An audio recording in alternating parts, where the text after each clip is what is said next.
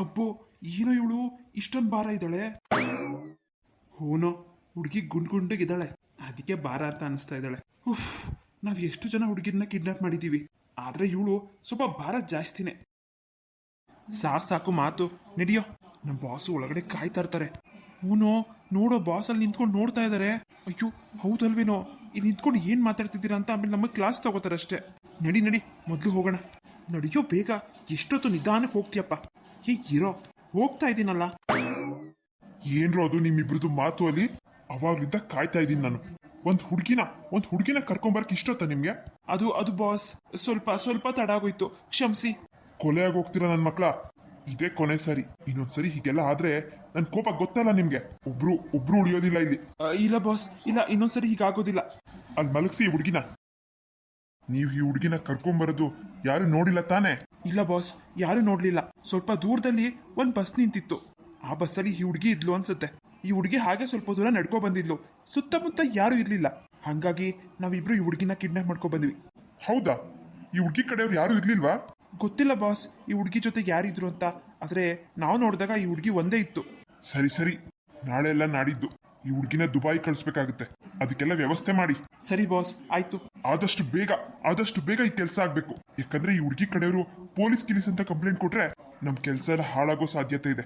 ಅಷ್ಟೊಳಗೆ ಈ ಹುಡುಗಿನ ದುಬೈಗೆ ನಾವು ಕಳಿಸ್ಲೇಬೇಕು. ಹಾ ಸರಿ ಬಾಸ್, ಆಯ್ತು, ನನ್ಗೆ ಅರ್ಥ ಆಯ್ತು ಬಿಡಿ. ಸರಿ ಬನ್ನಿ, ಈ ರೂಮ್ ನ ಸರಿಯಾಗಿ ಲಾಕ್ ಮಾಡಿ. ಅಯ್ಯೋ ರಾಮ, ಎಲ್ಲಿ ಹೋದ್ರು ಇವರು? ನನಗಂತೂ ನಡೆದು ಸಾಕಾಗೋಯ್ತು. ಎಲ್ಲೂ ಕಾಣಿಸ್ತಾ ಇಲ್ವಲ್ಲ. ಇದ್ ನೋಡಿದ್ರೆ ದೊಡ್ಡ ಕಾಡಿರೋ ಹಾಗಿದೆ. ಯಾವ್ದಾದ್ರು ಪ್ರಾಣಿ ಏನಾದ್ರು ಎತ್ಕೊಂಡು ಹೋಗ್ಬಿಡ್ತಾ? ಒಂದು ಊರಲ್ಲ, ಏನಿಲ್ಲ ಇದು. ಒಂದ್ ಮನೆಗಳು ಕೂಡ ಕಾಣ್ತಿಲ್ಲ. ಇನ್ನು ಎಷ್ಟು ದೂರ ಅಂತ ನಡೀಲಿ ನಾನು? ಹಾಗಂತ ಇವ್ರನ್ನ ಬಿಟ್ಟು ಹೋಗೋದಕ್ಕಾಗಲ್ಲ. ಹೇಗೋ ಕರ್ಕೊ ಬಂದ್ಬಿಟ್ಟೆ ನಾನು. ಇವಾಗ ಹೀಗೆಲ್ಲ ಬಿಟ್ಟೋದ್ರೆ ಸರಿ ಹೋಗಲ್ಲ. ಆದ್ರೆ ಇವ್ರು ಎಲ್ಲಿ ಹೋದ್ರು? ನಾನು ಅಷ್ಟೆಲ್ಲ ಹೇಳಿದ್ದೀನಿ, ಇಲ್ಲೇ ಕೂತಿರಿ, ಎಲ್ಲೂ ಹೋಗ್ಬಿಡಿ, ಬರ್ತೀನಿ ಅಂತ. ಆದ್ರೂ ಇವರು ಯಾವಾಗ ಬಸ್ ಇಳ್ದೋದ್ರು? ಕಂಡಕ್ಟರ್ಗೂ ಸಹ ಗೊತ್ತಿಲ್ಲ ಇವ್ರು ಇಳ್ದೋಗಿರೋದು. ಆ ಬಸ್ ಸುತ್ತಮುತ್ತ ಎಲ್ಲ ಕಡೆ ಹುಡ್ಕಾಡ್ಬಿಟ್ಟೆ, ಪತ್ತೆನೇ ಆಗ್ಲಿಲ್ವಲ್ಲ. ಹೀಗೆ ಕೂತ್ಕೊಂಡು ಟೈಮ್ ವೇಸ್ಟ್ ಮಾಡಿದ್ರೆ ಎಲ್ಲಿ ಏನು ಹೆಚ್ಚು ಕಮ್ಮಿ ಆಗುತ್ತೋ ಅವ್ರಿಗೆ. ಯಾವ್ದಾದ್ರು ಪ್ರಾಣಿಯಿಂದ ಏನಾದ್ರು ಅಪಾಯ ಆದ್ರೆ? ಟೈಮ್ ವೇಸ್ಟ್ ಮಾಡೋದು ಬೇಡ, ಹೋಗಿ ಹುಡ್ಕೋಣ. ಮೀನವ್ರೇ,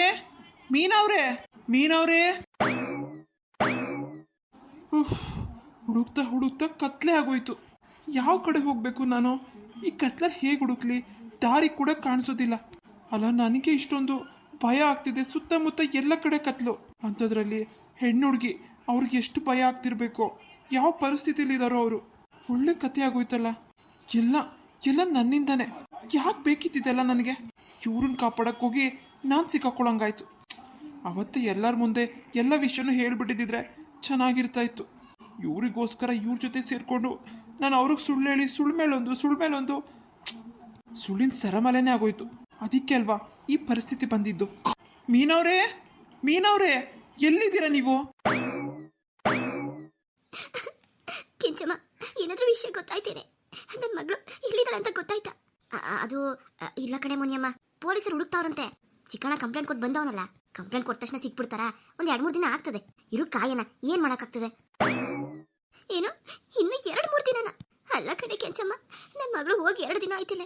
ಈ 2 ದಿನದಲ್ಲಿ ಅವಳು ಹೆಂಗವಳು, ಊಟ ಮಾಡಿದ್ಲು ಇಲ್ವೋ, ಏನಾದ್ರೂ ಉಳ್ಕೊಳಕ್ಕೆ ಮನೆಗೇನೆ ಆಯ್ತೋ ಇಲ್ವೋ ಅದು ಗೊತ್ತಿಲ್ವಲ್ಲ.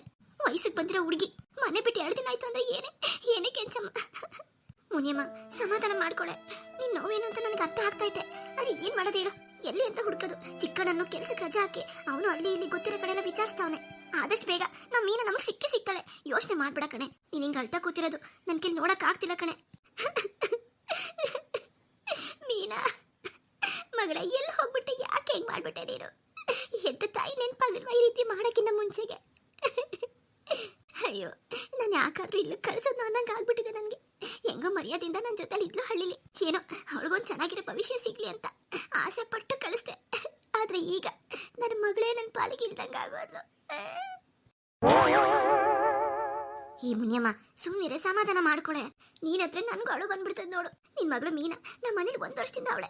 ನನಗೇನು ಅವಳ ಮೇಲೆ ಪ್ರೀತಿ ಇರಲ್ವಾ ಹೇಳು? ಇಷ್ಟು ಚೆನ್ನಾಗಿ ನೋಡ್ಕೋತಿದ್ದು ನನ್ನ. ಆದ್ರೆ ಯಾಕೆ ಹಿಂಗ್ ಮಾಡ್ಬಿಟ್ಲು? ಅವಳ ಪರಿಸ್ಥಿತಿ ನೆನ್ಸ್ಕೊಂಡು ನನ್ಗೂ ಭಯ ಆಗ್ತಾ ಇದೆ ಕಣೆ. ಆದ್ರೆ ಹಣೆ ಬರ್ದಲ್ಲಿ ಏನೇನಾಯ್ತು ಅದೇ ತಾನೇ ಆಗೋದು. ಇರೋ 1-2 ದಿನ ನೋಡೋಣ. ಅಷ್ಟರಲ್ಲಿ ನಮ್ಮ ಮೀನ ಸಿಕ್ಕರು ಸಿಗ್ತಾಳೆ. ಅವಳಿಗೆ ಏನು ಆಗ್ದಂಗಿರ್ಲಿ ಅಂತ ನಾವು ಆ ದೇವ್ರ ಹತ್ರ ಕೇಳ್ಕೊಳ್ಳೋಣ ಕಣೆ. ನಮ್ಗೆ ಅಷ್ಟೇ ಉಳ್ದಿರೋದು ದಾರಿ. ಅಮ್ಮ ಲೋ ಮಗನೆ, ನೋಡು ನೋಡು ಮುನಿಯಮ್ಮನ್ನ. ನನ್ಗಳ ಕಷ್ಟ ನೋಡಕ್ ಆಗ್ತಿಲ್ಲ ಕಣ ಚಿಕ್ಕಣ್ಣ. ಏನಂತ ಪೊಲೀಸರು ಏನಾದ್ರು ಹುಡುಕೋ ಪ್ರಯತ್ನ ಮಾಡ್ತಾವ್ರ? ಅಮ್ಮ ಅವರು ಅವ್ರ ಪ್ರಯತ್ನ ಪಡ್ತಿದ್ದಾರೆ. ಆದ್ರೆ ನಾನು ಏನ್ ಹೇಳಕ್ ಬಂದೆ ಅಂದ್ರೆ, ಅದೇ ಶರಣ್ ಇದಾನಲ್ಲ, ಅವ್ನ್ ಮನೆ ಹತ್ರ ಹೋಗಿದ್ದೆ. ಅವ್ನ್ ಮನೆ ಬೀಗ ಹಾಕಿತ್ತು.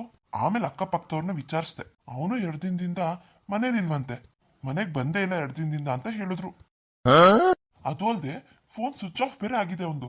ಅಯ್ಯೋ ಅಯ್ಯೋ ಮನೆ ಹಾಳ ಮಾಡಗಂಟ ಮಾಡ್ಬಿಟ್ಟು ಇವಾಗ ಸ್ವಿಚ್ ಆಫ್ ಬೇರೆ ಮಾಡ್ಕೊಂಡವನ. ಅವ್ನು ನನ್ನ ಮಗಳು ತಲೆ ಕೆಡಿಸಿದಾತಿದ್ರೆ ನನ್ನ ಮಗಳು ಹೀಗೆಲ್ಲ ಮಾಡ್ತಿರ್ಲಿಲ್ವೇನೋ. ನನಗೆ ಅನಿಸ್ತೈತೆ ಅವನೇ ಏನೋ ಮಾಡೋ ನನ್ನ ಮಗಳನ್ನ. ಪಾಪಿ ನನ್ನ ಮಗ ಏನು ಉದ್ದೇಶ ಇಟ್ಕೊಂಡು ಮಾಡಿದಾನೋ ಏನೋ. ಅವನೇ ಮಾಡಿರೋದು, ಅವನೇ ಏನೋ ಮಾಡಿರೋದು. ಚಿಕ್ಕಣ್ಣ, ಏನೋ ಹೇಳ್ತಿದ್ಯಾ ನೀನು? ಆ ಹುಡುಗ ಮನೆ ಹತ್ರ ಕಾಣಿಸ್ತಿಲ್ವಂತ. ಅಲ್ಲ, ಎಲ್ಲಿ ಹೋದ ಅವನು? ಅದೇ ಗೊತ್ತಿಲ್ಲಮ್ಮ, ಅವನೇ ಕಾಣಿಸ್ತಾ ಇಲ್ಲ ಅಂತ.